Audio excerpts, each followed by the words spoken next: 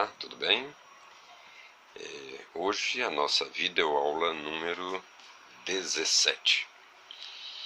E novamente o tema que escolhemos para a nossa apresentação, para essa nossa videoaula, é um tema curto, né, na sua extensão, mas que acreditamos seja importante no contexto da nossa língua portuguesa. Estamos nos referindo à diferença entre o monossílabo átono com relação ao monossílabo tônico. Apenas para recapitular, monossílabo é aquele tipo de palavra composto de uma única sílaba. Tá. E por que escolhemos esse assunto? É porque grande é a dificuldade existente por parte dos nossos alunos em identificar com firmeza, com convicção, a diferença existente entre esses dois tipos de monossílabo.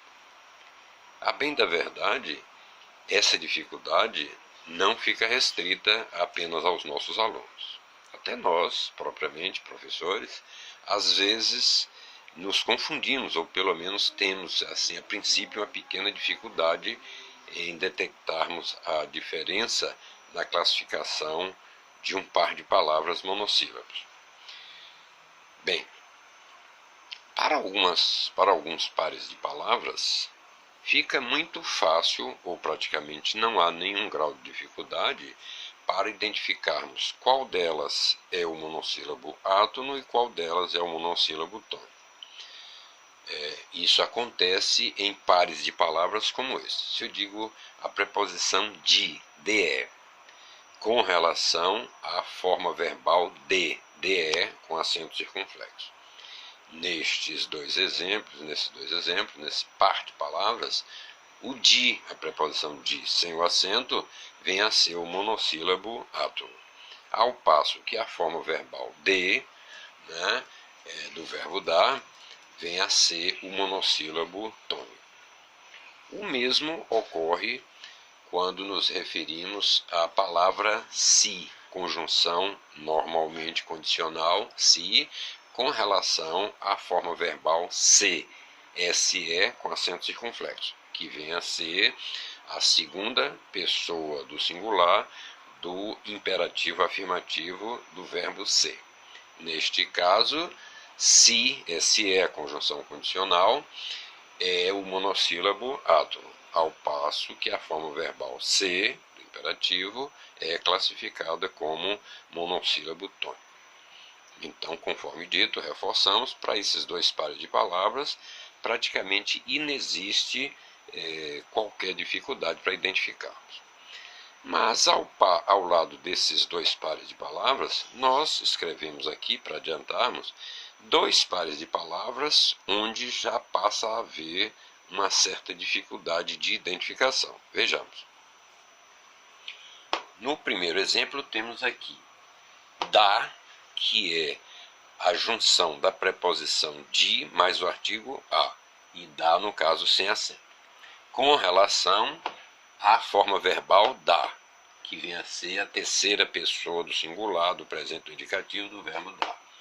Então, nesta primeira, observe que tanto uma quanto a outra forma, elas são pronunciadas rigorosamente iguais, ao contrário do que dissemos lá, de e de, si e se. Também é rigorosamente igual a pronúncia que existe entre a palavra mas, a conjunção adversativa, que corresponde à palavra porém, com relação ao adjetivo mas, que é o contrário de boas. Boas ideias, más ideias. O que acontece aqui?